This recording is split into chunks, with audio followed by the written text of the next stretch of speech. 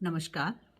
मैं बबीता काजल चौधरी बल्लूराम गोधारा राजकीय कन्या महाविद्यालय श्री गंगानगर के हिंदी विभाग से BA, BCom, BSc, BSc home science सभी वर्ग सभी संकाय के प्रथम वर्ष के विद्यार्थियों के लिए सामान्य हिंदी में आज हम बात करने वाले हैं कबीर के ही कुछ और पदों के बारे में।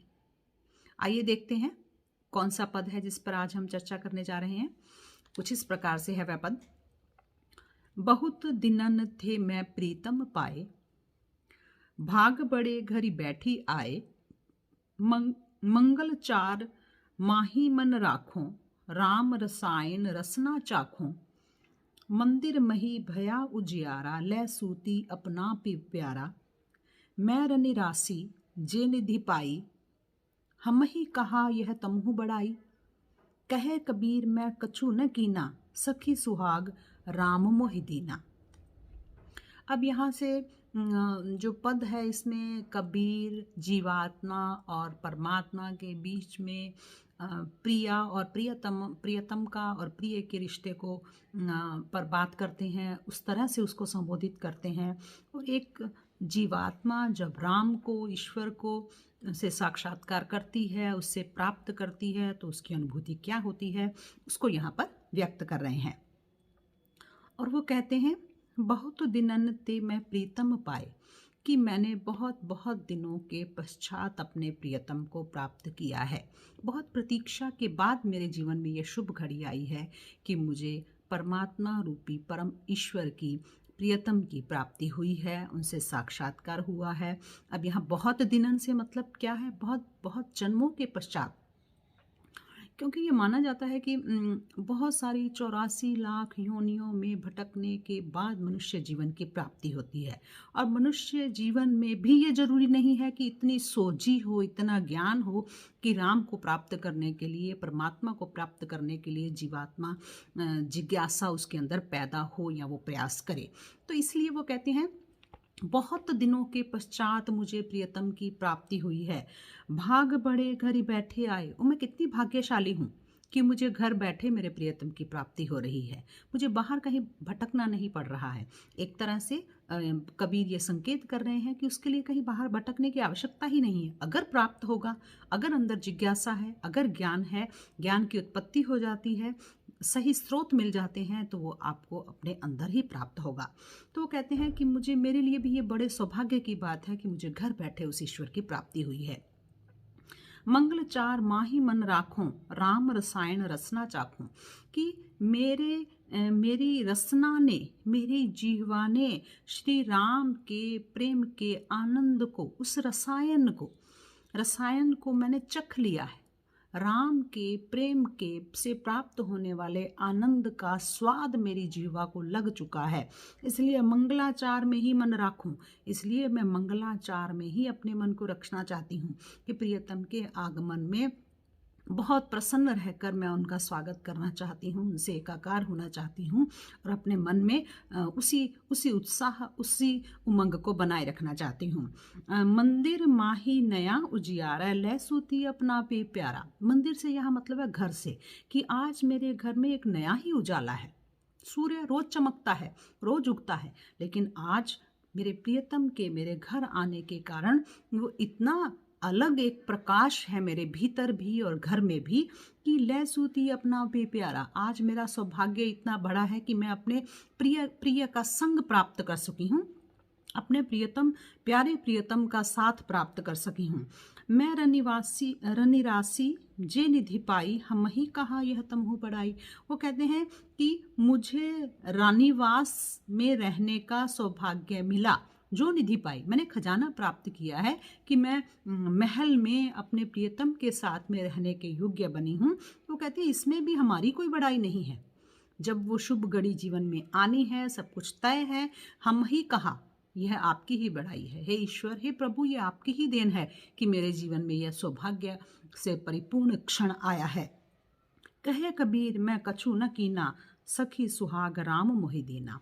वो कहते हैं कबीर जी कि हे प्रभु, मैं कुछ करने योग्य ही नहीं हूँ, मैं क्या कर सकता हूँ। वो परम ईश्वर तो परम सत्ता है, संपूर्ण सृष्टि का संचालन करती है और उसको प्राप्त करना मनुष्य के बस का नहीं है। जीवात्मा के अंदर इतनी ताकत नहीं है। तो राम की कृपा से ही मुझे यह सौभाग्य मिला है और यह सहज सौभाग्य मुझे प्रियतम राम ने ही प्रदान किया है। तो जीवात्मा में स्वयं में वह योग्यता नहीं है कि वह स्वयं जो है वो ईश्वर को प्राप्त कर सके, जब तक ईश्वर की अनुकंपा, ईश्वर की कृपा उसके ऊपर नहीं होती है। तो इस तरह से इस पद में कबीर जी ने एक तरह से दाम्पत्य प्रेम जो है उसके माध्यम से रहस्यवादी भावना को प्रकट किया है और जीवात्मा और परमात्मा के बीच में प्रेम जो है उसको ज्ञान और प्रेम का प्रतीक जो है उन्होंने उजियाले को बताया है। उजियाला प्रकाश ज्ञान की जागृति का एक तरह से प्रतीक है।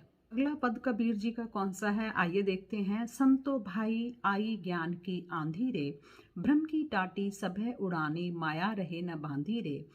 दुचिते की दोह थूनी गिरानी, मोह बलिंडा टूटा, तृष्णा छानी परी घर ऊपरी, कुबदी का बांधा फूटा।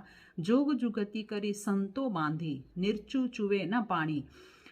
कूड़ कपट काया का निक्स्या, हरि की गति जब जानी। आंधी पीछे जो जल बूठा, प्रेम हरि जन भीना।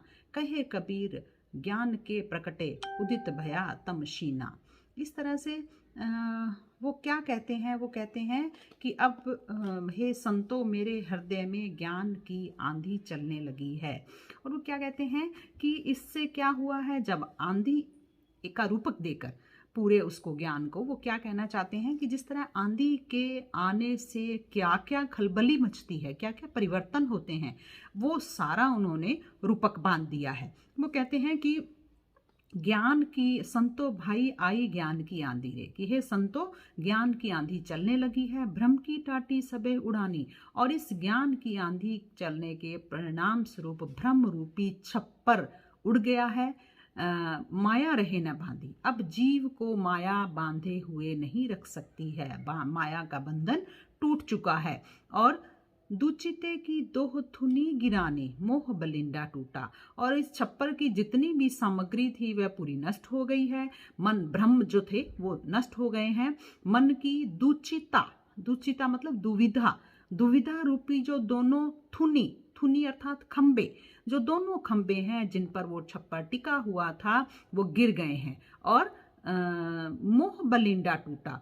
और इसके कारण छप्पर का आधारभूत, भ्रम का कारण क्या था, मोह। छप्पर का आधारभूत मोह रूपी जो बलिंडा है, जो म्याल है, वो भी टूट गया है। और वो कहते हैं तृष्णा रूपी, तृष्णा छानी परी घर ऊपरी, कुबधी का भांडा फूटा, कि तृष्णा रूपी जो छान ज्ञान की आंधी से उड़कर धरती पर गिर गया है। और अब क्या हुआ है, अब कुबुद्धि का भांडा फूटा, कि जो मनुष्य की जो तृष्णा वो धाराशायी हो गई है और उसकी बुरी बुद्धि जो उसे भ्रमित करती है, जो उसे राह से भटकाती है, उसको बुद्धि का घड़ा भी फूट गया है। और जोग जुगति, जोग जुगति करी संतो बांधी, निर्चु चुवे न पानी। अब उस ज्ञान और वासना के कारण जो जीवन में नकारात्मकता थी, बुराइयां थी, वो समाप्त हो रही हैं। और जीवन में ज्ञान के आने के कारण अज्ञानता और वासना छिन्न भिन्न हो रही हैं। और नए ज्ञान का जोग जुगति करी संतो बांधी, नए ज्ञान का उदय हुआ है। संतों ने, गुरु ने बड़ी योग के साथ में, युक्ति के साथ में इस जीवन रूपी छप्पर को, निर्चु चुवे न पानी, जीवन रूपी छप्पर को इस तरह से फिर से नव निर्माण किया है, उसका इस तरह से बांधा है कि उसमें वासना का जल जरा भी निकल नहीं सकता, टपक नहीं सकता है। यह जो है वो लीक करने वाला, चूने वाला छप्पर ही नहीं है कि जो जिसके अंदर से किसी प्रकार का भ्रम वासना जो है वो टपक सके, निकल सके या उत्पन्न हो सके। वो कहते हैं कि जोग जुगति करी संतो बांधी, निर्चु चुवेन, अब पानी नहीं चुएगा, अब किसी प्रकार की कमजोरी नहीं रह गई है।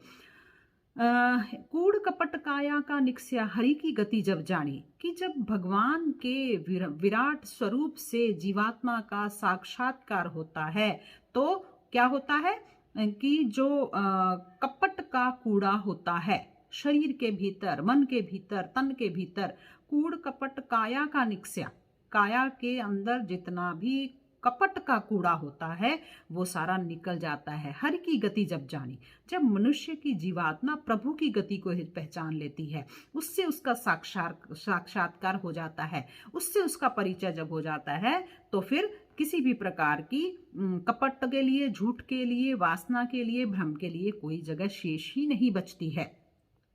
और वो कहते हैं आंधी पीछे जो जल बूठा प्रेम हरिजन बीना, कि ज्ञान की आंधी के बाद जो भगवान के कृपा से प्रेम रस की वर्षा हुई है, प्रेम हरिजन भीना, प्रेम की वर्षा के कारण उसका भक्त जो है वो पूरी तरह से भीग गया है उस प्रेम की रस की वर्षा में।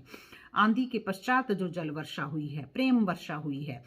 और फिर कहे कबीर भान के प्रकटे उदित भयातम शीना। इस तरह से कबीर कहते हैं कि जब भक्त जन जो है प्रभु के प्रेम रस में लिप्त हो जाता है, पूरी तरह से डूब जाता है, और फिर क्या होता है, ज्ञान भान के प्रकटे, ज्ञान रूपी सूर्य के प्रकट होते ही उदित भयातम छीना, कि जो अंधकार है वो क्षीण हो जाता है, प्रकाश का उदय होता है।